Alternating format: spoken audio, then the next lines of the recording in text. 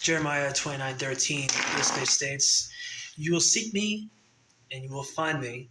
When you seek me with all of your heart, I'll be found by you, declares the Lord, and will take you out of captivity." Now, of course, that scripture more or less speaks of the captivity the Israelites found themselves in ancient Babylon, contemporary Iraq. So one can say, well, that verse is taken out of context, and for that reason, it's not applicable to contemporary times. But actually, I think it's quite applicable to modern times and to our personal lives. There are many forms of captivity.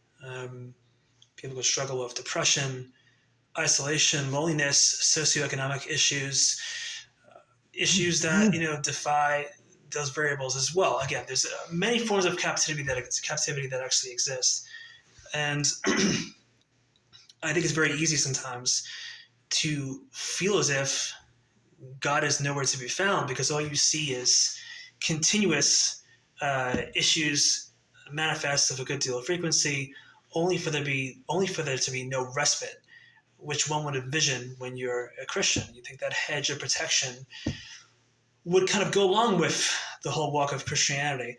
It's funny. God communicates in many different ways. There's no limit to how he can communicate with others. And it's interesting because I basically attempted this video several times over the course of the last several days, and I was never able to finish it. And perhaps that was God's providence in the equation once more. And I say that because I attended church Saturday night, and the message once again was so applicable to my personal life that it seemed as if it defied the notion of sheer coincidence. Whatever the case is, in this sermon, they addressed the notion of God not being apparent to us, that in our darkest times, he can seem as if he's nowhere to be found. This is something basically that I was verbalizing in my last video before I ever became privy to the sermon that manifested tonight. I had no way of knowing what this preacher was going to say. And the whole point of this video was to pose the question of, when one is seeking God, and posing this question to people out there, have they noticed that there's been an odd spiritual dynamic in the equation? In other words, have you found spiritual attacks manifest with greater frequency when you've been in pursuit of God? And that was the exact topic of this video that I was trying to form over the course of the last 24 hours or so. And the service tonight, of course, was themed on Easter, about how when we approach the empty tomb, we may be devoid of hope. We may be very difficult for us to envision anything positive coming. But behind the scenes, as my father would say, alluding to God's providential nature, there is a plan. In fact, the slogan that was basically kind of embedded within the confines of the sermon was, God has a plan. And so it seemed to, again, defy coincidence. And I say that because it seems as if, in spite of this longing to get close to God, to kind of transcend the superficial and begin some kind of more intimate dynamic, in the midst of that desire seems to be spiritual attacks. Again, I reference Ephesians 6:12.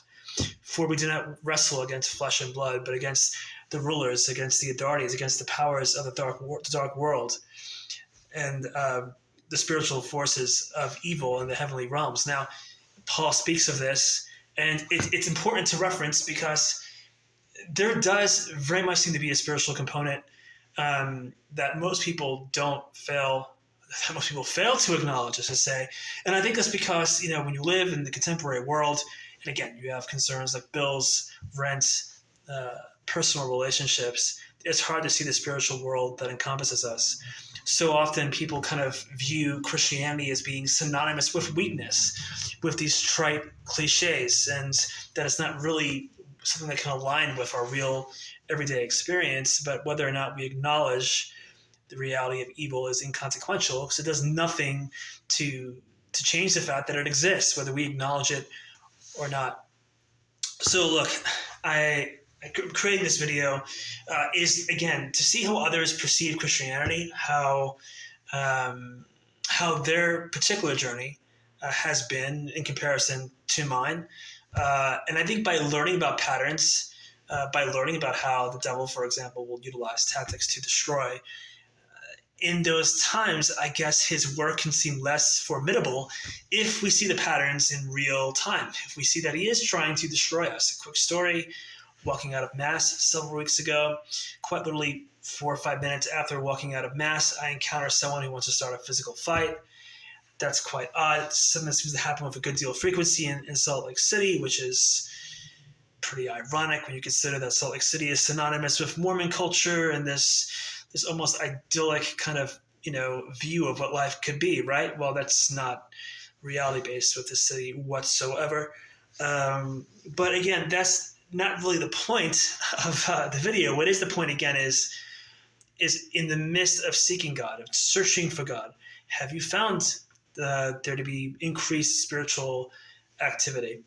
And again, I'll touch on what my video has basically stated historically as well. Where do you find hope? Because the message that I heard tonight, again, basically featured this mantra, which basically was, look, in the darkest of times, when God's path or purpose doesn't seem to be anywhere near a clear perspective, you can basically say, hey, in spite of not being cognizant of the plan in the moment, it does nothing to change the fact that the plan is still there. So again, it was a very powerful message, one that aligns with a video that I was in the midst of trying to create, but never seemed to feel satisfied with it after like 1 or 2 attempts. So that, no, this is not working out well